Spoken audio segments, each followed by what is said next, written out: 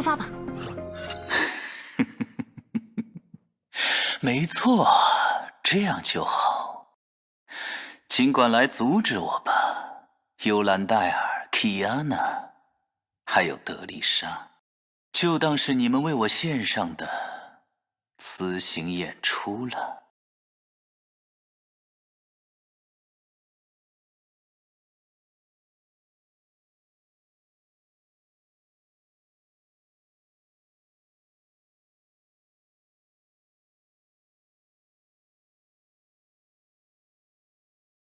这到底怎么回事？明明能够感受到力量，却无法使用。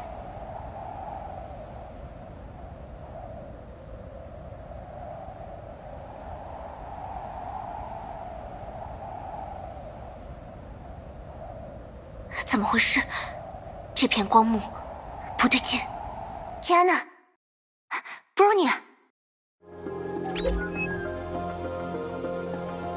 开始行动。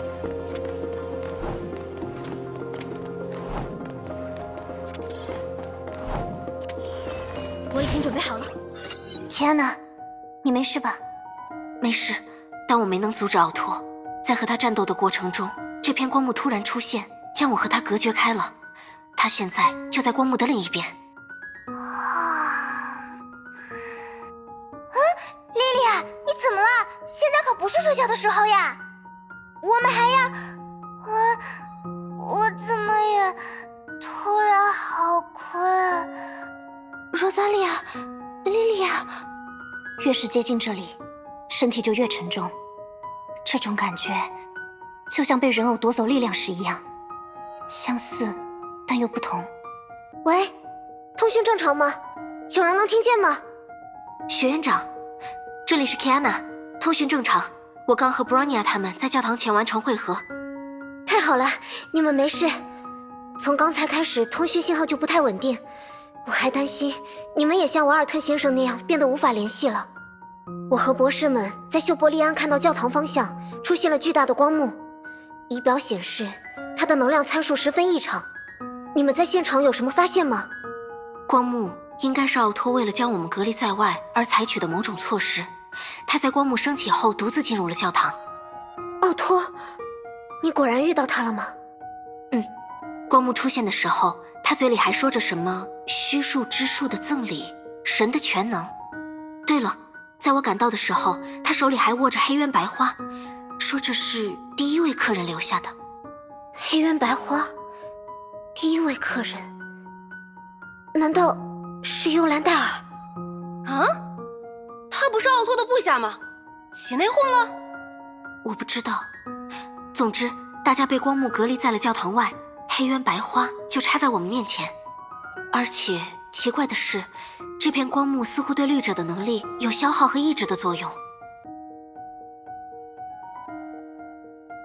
德丽莎女士，你怎么看？已经没有疑问了，所有的证据都表明，光幕很有可能是约束之律者全能的巨献，就像神恩结界一样。是吗？约束之律者？你们是说，在这个小镇里出现了约束之律者吗？大家先冷静，我们说的是约束之律者的全能，至少我们没有监测到有新的律者核心出现的迹象。你太有大的誓约，也无法释放如此大规模的结界。结合奥托说的那些话，这更像是某种源自虚数之术的力量。但不管怎么说，现在的情况非常棘手，得想办法尽快解决光幕，进去把那个奥托揍趴下才是关键。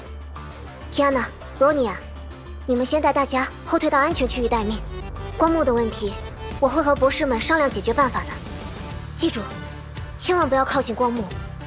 如果这真的是约束的力量，它会对你们的身体造成难以逆转的影响。好，没问题。轮到我了。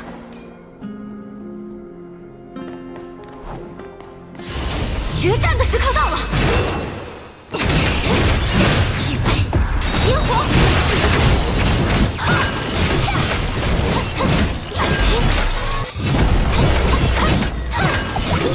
烈焰焚尽！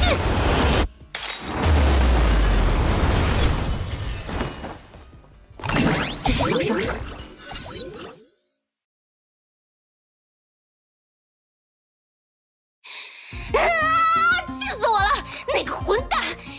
本事就自己出来堂堂正正决个胜负呀！躲在教堂里面不露面算什么本事啊？冷静点，特斯拉博士，抱怨这些也改变不了现状。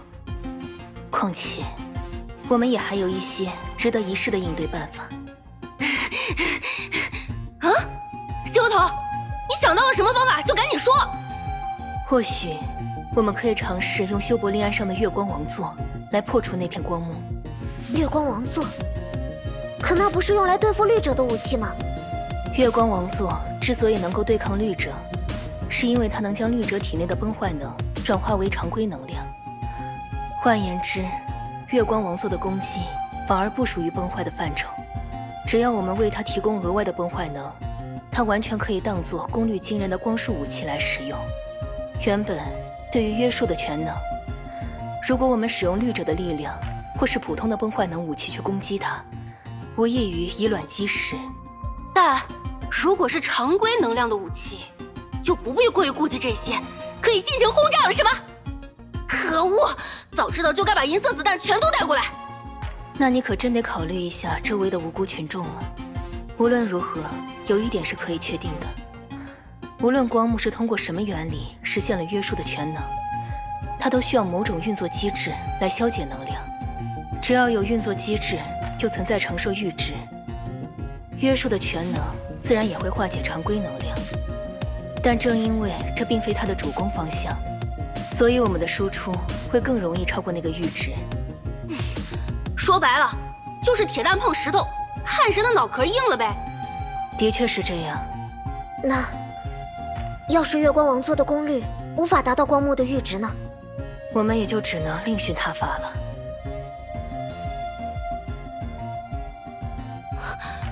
也就是说，保险起见，我们应该在一开始就倾尽修伯利安上储存的能量，直接赌一把。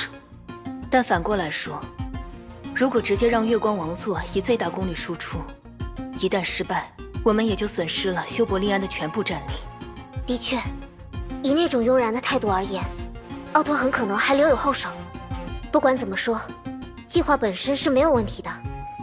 我先把消息告诉基安娜他们，月光王座的功率设定以及相关的准备工作，就交给2位博士权衡了。没问题，这不算什么难事，大不了石头剪子布嘛。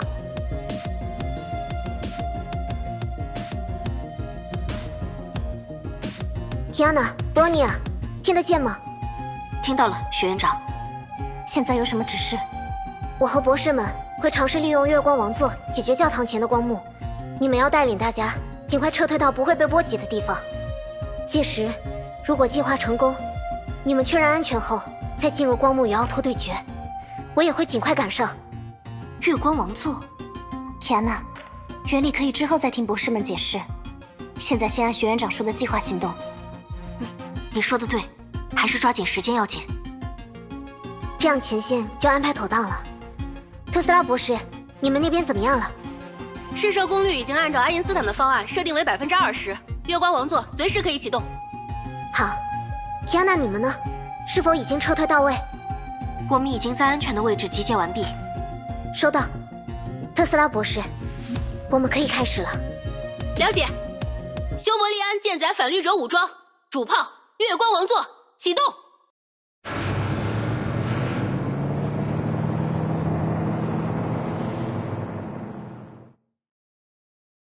系统控制，就绪。输出控制，就绪。轨道控制，就绪。目标锁定。距离误差调整完成。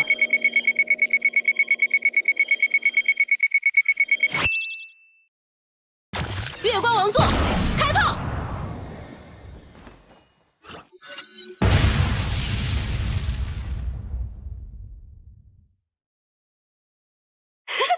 很好，试射成功。提安娜，你们那边如何？没问题，我们能直接看到光幕上的缺口。那事不宜迟，我们马上准备更大功率的。等等，特斯拉博士，情况有些不对。怎么了？光幕以惊人的速度被自动修复了。修复了？切，该死，果然没有那么简单嘛！看来那家伙不仅准备了这个鬼屏障，就连修复他的手段都考虑周全了。还是说，连这也是他全能的一部分？接我头，还有那边的长光，根据刚才的试射攻击，你们算出光幕的阈值了吗？当然，特斯拉博士。现在有一个好消息，还有一个坏消息。啊？都什么时候了，还玩这套？快说吧！好消息是，月光王座的攻击的确有效，我们也得到了确切的能量阈值。但坏消息是，那个阈值相当之高，即使用尽修伯利安剩下的80%能量，也不足以将那光幕完全破坏。而如果不能完全破坏整个光幕，它就会像 Kiana 小姐看到的那样自行再生。什么？我们不是用20%的能量就打出了一个破口吗？但即使我们再投入4倍的能量，也只能创造出一个更大的缺口，不足以赶上它自我修复的速度，更不用提去彻底破坏它了。想要完全破坏光幕，至少需要同时调用5倍于修伯利安全键储量的崩坏能。先不提那么多能量要如何集中到修伯利安同时使用，但是那个理论数值所要求的功率，就已经超出了月光王座所能发射的最大功率。也就是说，使用月光王座的这个计划其实不可行吗？很遗憾，我必须等一下，爱因斯坦博士，或许你们提供的那2个消息都是好消息。啊？这要怎么让坏消息变成好消息啊？还能凭空再变出几个月光王座来不成啊？对，就是这样。啥？你认真的？等一下，你难道想说？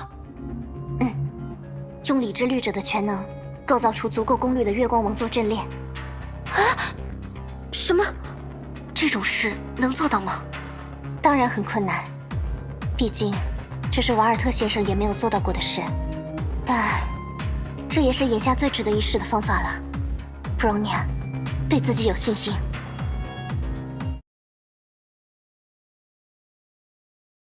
他是第一次崩坏的幸存者，当时整个柏林都几乎化为了废墟。天命找到他时，他就身处于那场灾难的正中心。你的猜想没错，那就是上一位瓦尔特，第1任理智律者。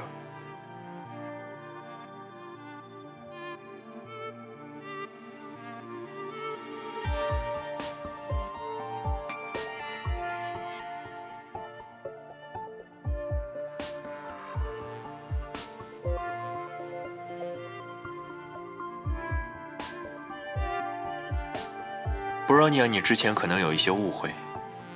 我常常说，理智律者所代表的，它不仅仅是一种力量。这句话的另一层意思其实是，理智律者所能释放的潜力，也远远超过我现在所能驾驭的部分。理智律者代表的是一种信念，一种以人类的身份对抗崩坏，以人类的身份反抗神明的信念。第1任理智律者，他之所以会选择为人类而战，是因为他在保留了人类意识的同时，也接受了核心中的30万人的思想。30万人的思想，那对他的精神应该是一个巨大的负担。或许吧，但这就是真正的理智律者。我们自始至终都没有忘记自己是人类，我们自始至终都担负着人类的痛苦，向人类的敌人发起反抗。它代表着人类走过的历史，它的力量来源于人类文明的沉淀。现在它传承到了你的手里，布罗尼亚，它是如此沉重，以至于连我都难以发挥律者的全部力量。它又是如此轻盈，此刻就这样安静地沉睡在你体内，不再产生任何排异反应。当然，我并不是要你去强行接受什么，我只是在同你解释理智律者的历史，以及你梦中的那些身影。毕竟我相信，你能做得比我更好，布罗尼亚。你的崩坏能适应性远强于我，无论是战斗的经验还是技术，也都比刚成为理智律者时的我强上太多。我唯一一次成功与那30万人的思想融合，还是第2次崩坏后重塑上一具身体的时候。重塑身体，而且还是上一具。就连那时的我也觉得这几乎是不可能做到的事。一个人怎么可能事无巨细，完全了解清楚人类体内每一个细胞应有的构造和状态呢？但当我在核心中直面那30万人，下定决心要恢复身体，继续为人类而战的时候，核心的力量帮助了我。30万种思想同时涌入，他们互相挤压撕扯，几乎要将我自身的意识彻底粉碎。但最终我成功了，从无到有，恢复了自己的人类身体。那也是我唯一一次完全解放理智律者的力量。那种精神同调的负担太过巨大，以至于我在量子之海中再次尝试重塑身体，并向那个凯文发起反击的时候，核心本身就阻止了我再去做同样的事。虽然我通过读取构造的记忆，还是在恰当的时机设法恢复了过来，但现在这具身体对律者核心的适应状况，如你所见。不过我相信，你的情况完全不同，布朗尼亚。不仅因为你的天赋远胜于我，也因为在你的眼中，闪烁着和当时的他和瓦尔特·乔伊斯同样的光芒。虽然你并不认识他，但是我可以向你保证，你们是同一类人。布罗尼亚，或许我们应该先想想其他可行的方案。放心吧，学院长。布罗尼亚知道自己在做什么，真的没问题吗？哼，笨蛋，这种事你以前做的还少吗？自己可以，别人就不行。好吧，我相信你，布罗尼亚。这边也明白了，布罗尼亚，现场就交给你来指挥了。我们会在修伯利安为月光王座进行第2次，也是最后一次的充能，配合你的指令，一起发起攻击。毕竟，既然要做，逆商的每一个人就都要对得起理智律者的信念。明白。提安娜、希尔，还有罗萨利亚和莉莉娅，拜托你们掩护布罗尼亚。这次构造所涉及的内容非常庞大，布罗尼亚不希望，也不能够被任何情况打断。没问题，请交给希尔吧。布罗尼亚相信大家每个人的力量。另外，与以往不同，这次无论是彻底激活律者核心，还是月光王座的用法，都需要大量崩坏能来支持。到时候布罗尼亚会依次给大家指示，希望大家都可以把自己的力量尽可能的借给布罗尼亚。明白？明白。莉莉娅，他们从刚刚开始就在说些什么我听不懂的东西啊，又是月光王座，又是构造什么的。莉莉娅也不是很清楚，但总之我们保护好布尔尼亚姐姐就行了。哦，这个我明白。那么，作战开始。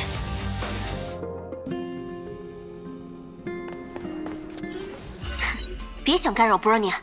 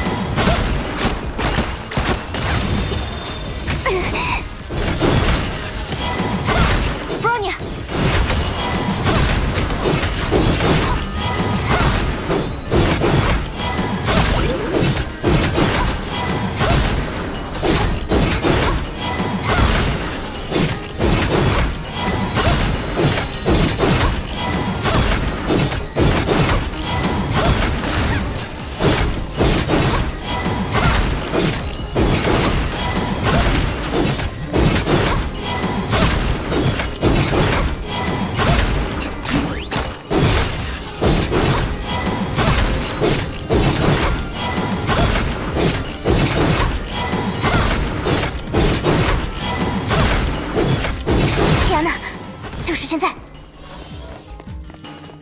收下吧，布罗尼亚，让那家伙知道我们的厉害。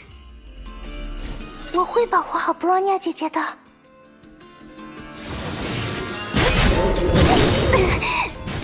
拜托了，另一个我，这个太办法。希尔，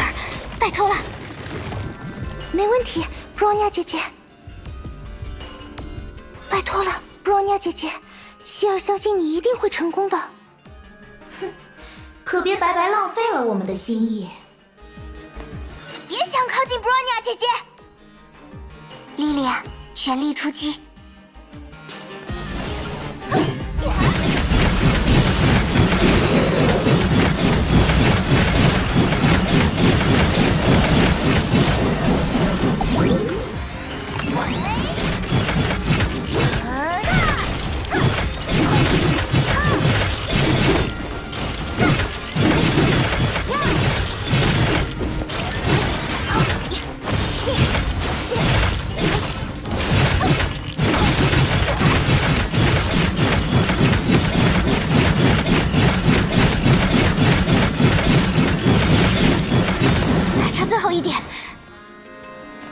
交给我们吧。虽然不多，但希望这能够帮上布罗尼亚姐姐。这就是莉莉娅的全部力量了。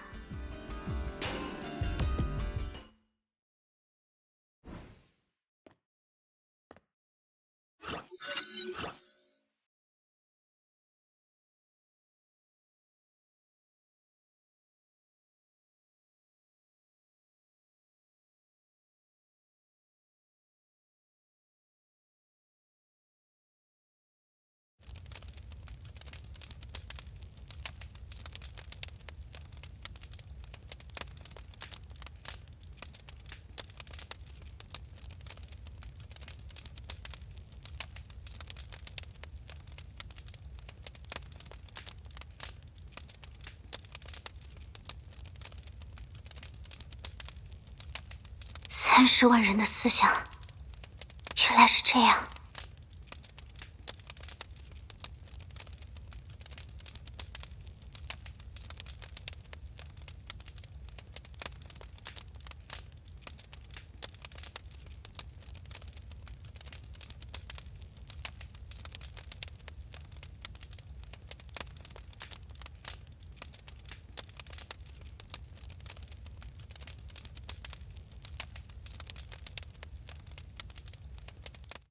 一个像我们一样的孩子，是崩坏的又一个受害者吗？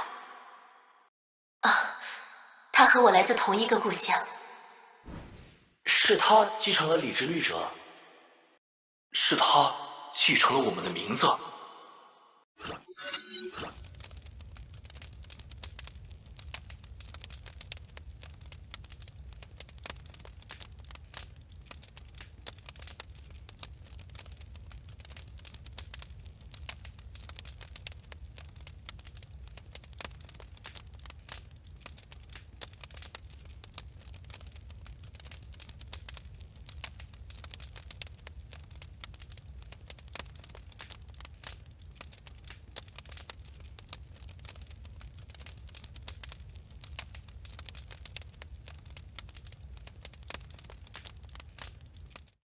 他是对抗崩坏的战士，在这小小的年纪，他有着坚定的意志，但也有这些孩子气。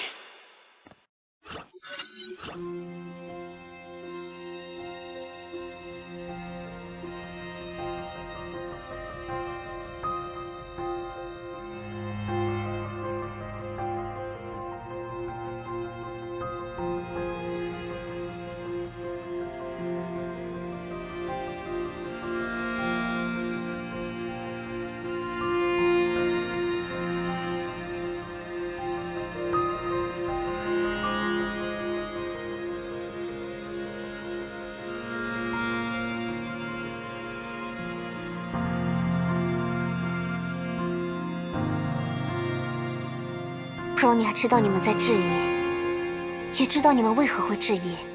不错，布罗尼亚曾经拒绝继承瓦尔特之名，认为自己无法承担起守护世界的重任。但时至今日，布罗尼亚逐渐理解了一件事：所谓的世界，不是一个冷冰冰的概念，不是一个只停留在口号中的词汇。每一个活生生的人，都会构筑起自己独一无二的世界。这些世界会与他身边人的世界融合，诞生出更大的世界。而瓦尔特所代表的世界，正是将这个过程重复了千百亿次后诞生的结果。从来没有哪一个人能够承担起守护世界的重任，但每个人都可以拥有守护世界的愿望。想要保护自己想保护的人，想要开拓自己想前往的未来。时而妥协，时而奋斗，时而放下，时而坚持。这些纷繁复杂的人性存在于每个人心中。当他们交相辉映之时，我们所有人就都会获得人之所以为人的证明。瓦尔特只是一个名字， Bronya 也只是一个普通的人类。无论是否继承那个名字， Bronya 都会在前人已经开辟的道路上继续前进。无论自己拥有多少力量， Bronya 都将使用它来守护这个大家所在的世界。Bronya 会永远选择作为一个人类去成为理之律者，去成为一块守护世界的小小基石。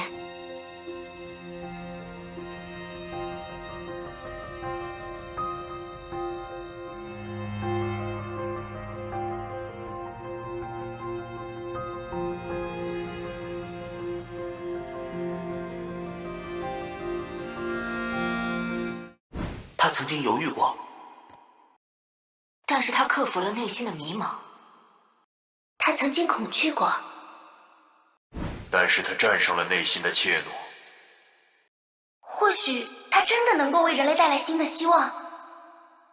至少，他不愧为又一任的理之律者。他的意志如今坚定而成熟。那么，我们也应该尽我们所能去帮助他。不要向崩坏屈服，不要向神明低头，这就是我们一致的思想。不，无需多言，他已经准备好了。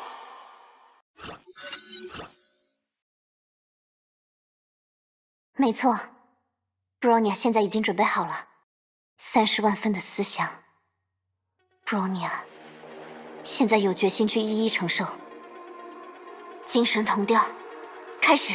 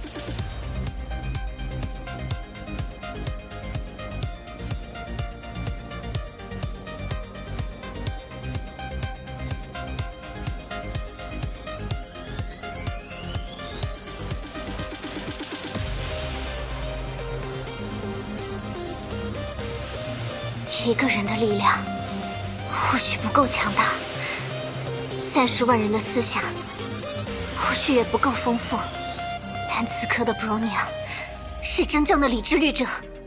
Bronya 将代表人类的文明向崩坏挑战。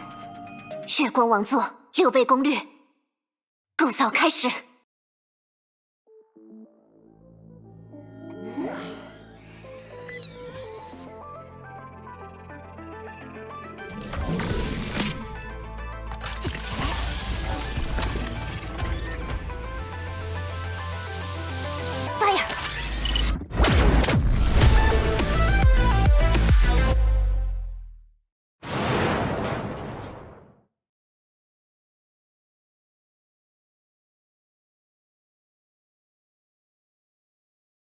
成功了。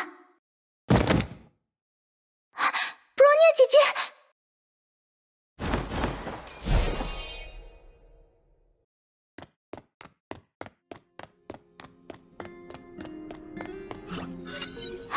布罗尼亚姐姐。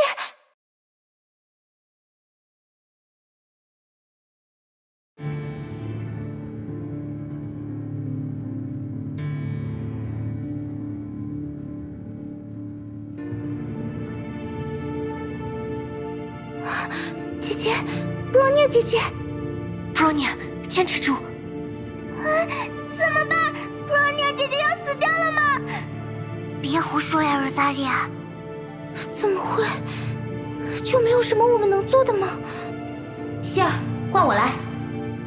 你旁边不就有个能救布罗尼亚的东西吗？啊，那是黑渊白花。可是其他的问题先不谈，我们根本不知道该怎么去使用它。没事的，希儿，相信我。你真的能操控它吗？我对这把武器有种说不上来的熟悉感，似乎是我的力量和它产生了某种共鸣吧。我想，或许我原本就知道要如何使用它。我明白了，不过，请你也让我一起来。现在是争这个的时候吗？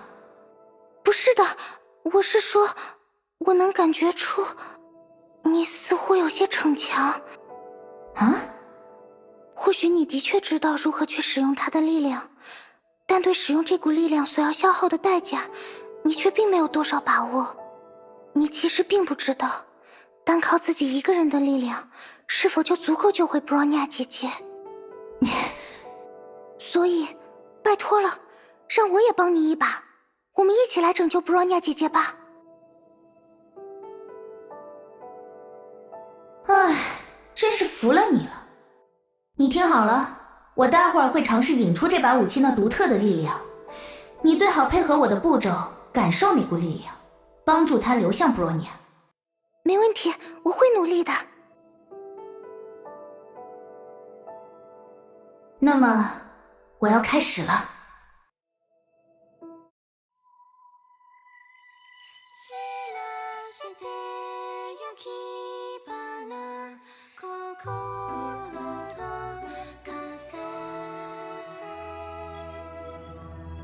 拜托了，一定要成功啊！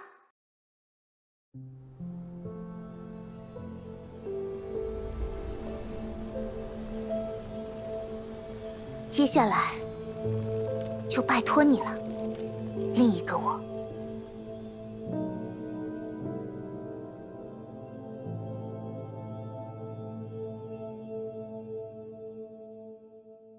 成功了吗？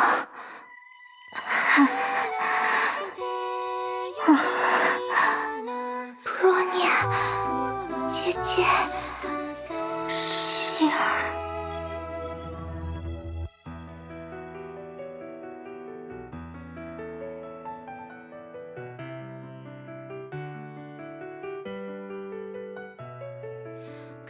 太好了，布罗尼亚姐姐，你没事。谢谢你，希儿。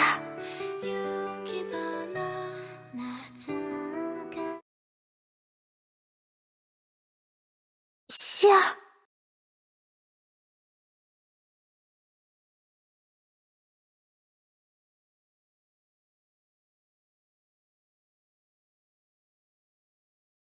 另一个我，你没事吧？另一个我。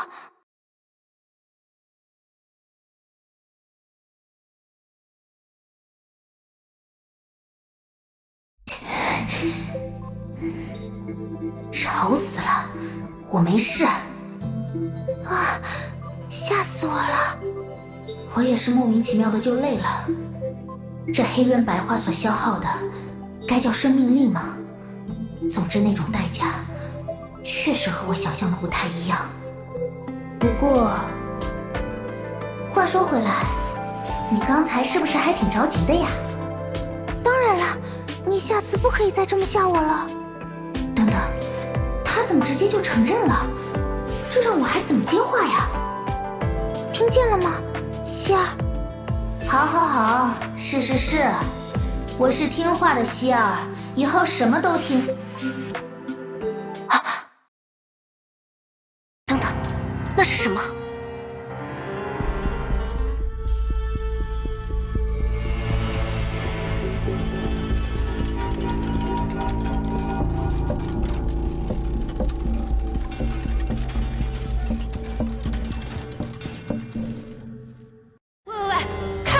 鸡窝头，这该不会是我们在第2次崩坏时看过的那东西吧？从能量读数和监测反应上来看，那确实是神恩结界。不，准确来说，是类似神恩结界的约束权能使用方式。铁安娜，快带着大家离开那里！被那齿轮碰到，可就全完了。我们不清楚这是击破光幕后触发的防御措施还是什么，但它正以当中的虚数之种为核心，在急速向外扩散。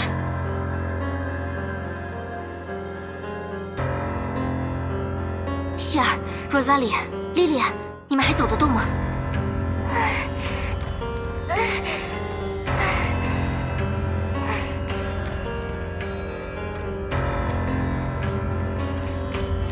刚才把力量都给了布罗尼亚姐姐，我已经没多少力气了。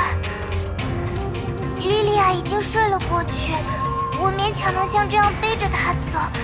可是希尔姐姐和布罗尼亚姐姐……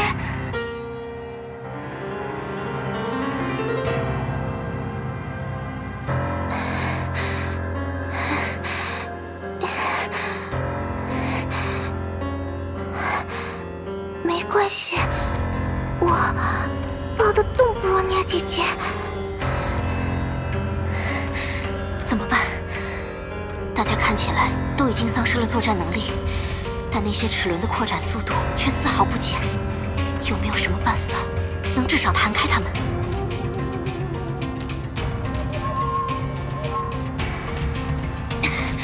可恶，力量还是没有恢复。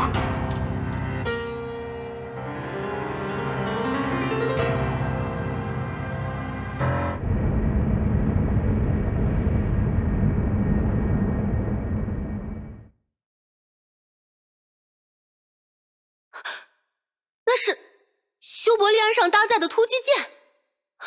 德丽莎，你什么时候出去的？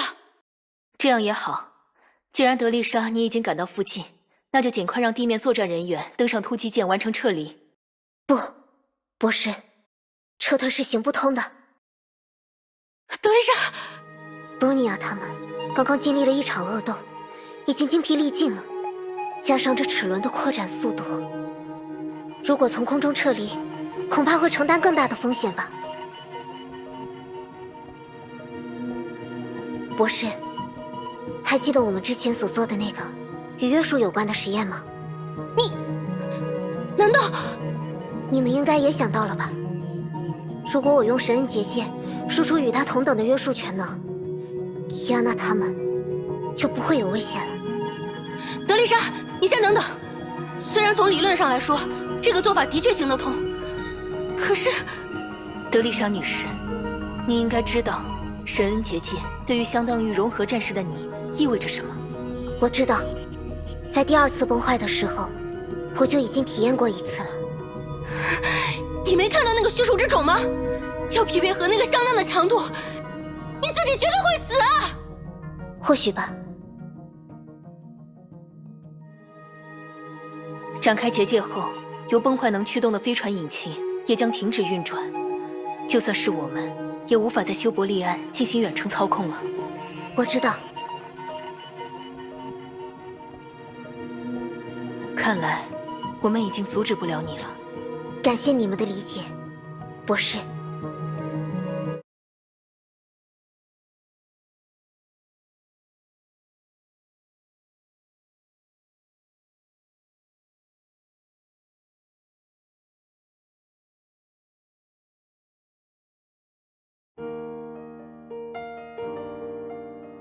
谢谢你陪我们拍奇安娜的艺术照，德丽莎，她特别喜欢你呢。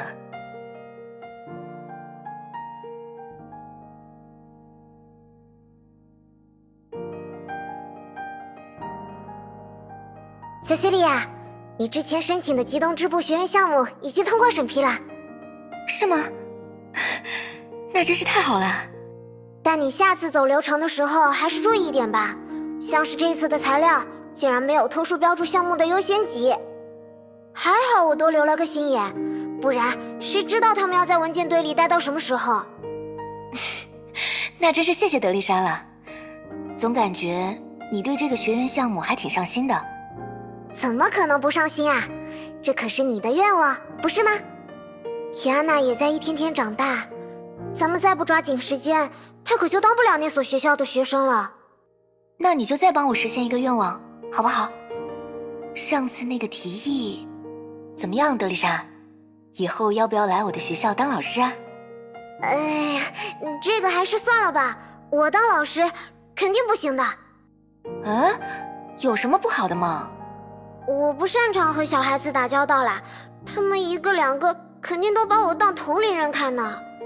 是吗？我明明觉得很合适啊，提安娜也那么喜欢你。我还是留在这个总部吧，你一定能找到更好的老师的。而且，我有预感，你们俩生的女儿恐怕只会比其他人家的孩子更调皮一些，我才管不住呢。唉，谢谢夸奖。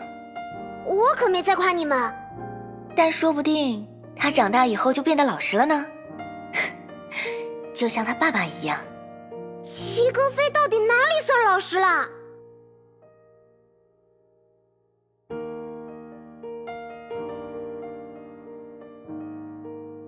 不过，塞西利亚，你为什么这么急着要建一座女武神学园呢？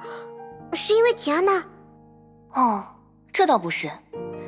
不如说，如果她将来不想当女武神，我反而会乐见其成。老实说，建立学校的事，我在很早之前就考虑过了。很早之前？毕竟，你知道的，我从很小的年纪就开始接受战士的训练，除了对抗崩坏之外，对整个世界几乎是一无所知。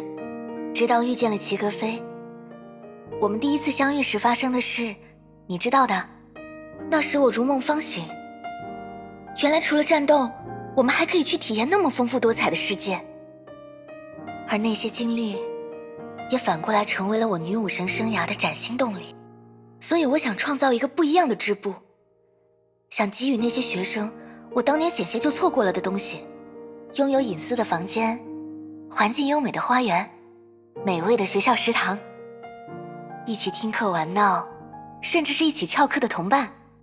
我希望他们在成为一个战士之前，首先可以作为一个人，去自由地接触整个世界。原来是这样啊！怎么样，心动了吧？我上面说的这些，教职工也同样可以享受哦。我还没那么容易上钩啦。不过，一个洋溢着青春的校园啊，真有你的风格呢。哦对，说到青春，学校里必须得有个大大的游泳池。那不如建在海边或者海岛上好了，夏天还能出去玩。哦，不光要能在外面玩，还要有抓娃娃机，要有游戏厅、游乐园。我以前就觉得游戏厅可好玩了。那会影响学习的吧？是吗？如果只在周末开放，倒还可以考虑。这样的确比较合理。其实啊，我就是想让他们拥有自己的生活，那种和职业责任都没有关系，全心全意让自己过得更开心的生活。即使是作为天命的女武神，她们也应该用自己的眼睛，用自己的步调，去真实的、立体的认识这个世界。我希望她们终有一天，能够自己决定自己的命运，能够自己选择自己想要去守护的东西。希望她们在喊出为世界上所有美好而战的时候，能够有美丽的回忆浮上心头，能够真真正正地理解其中的含义。而我们需要做的，就是见证并保护这一切。是的，德丽莎，你不来当老师也没事哦。怎么又突然说这个了？不过，我希望你到时候能抽出一些时间，偶尔来学校里看看 Kiana， 看看她未来的那些同学。我有信心，你到时一定会大吃一惊的。嘿嘿，那我就期待着啦。不过，这么独特的学校，还一板一眼的叫极东支部附属学园，恐怕不太合适吧？不考虑单独起个名字吗？哦，你说的对，可是取什么好呢？得好好想一下了。不如就叫她圣弗雷亚吧，因为是代表青春的名字嘛。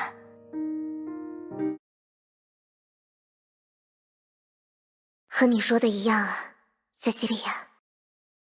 圣弗雷亚的学生们已经成长到我们都不敢相信的程度了，他们已经能够决定自己的命运，能够选择自己想要守护的事物，即使天各一方，也不会停下走向明天的脚步。虽然圣弗雷亚的学生的确会惹出各种各样的问题，但你说的没错，塞西莉亚，这就是和我们不一样的未来，这就是我们应该去守护的未来。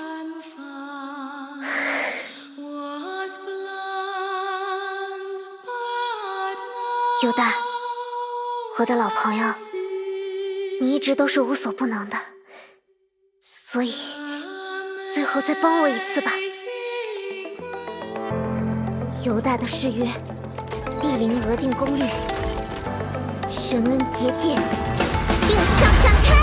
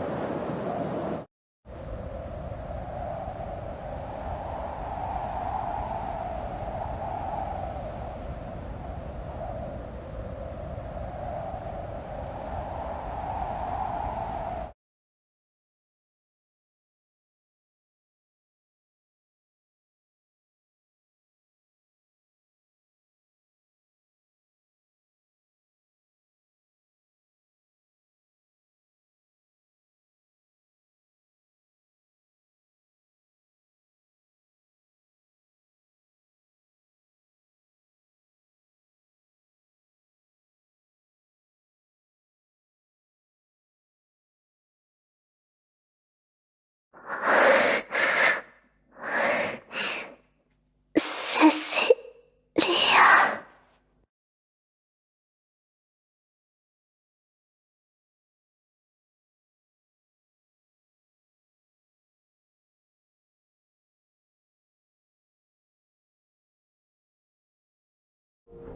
轮到我了。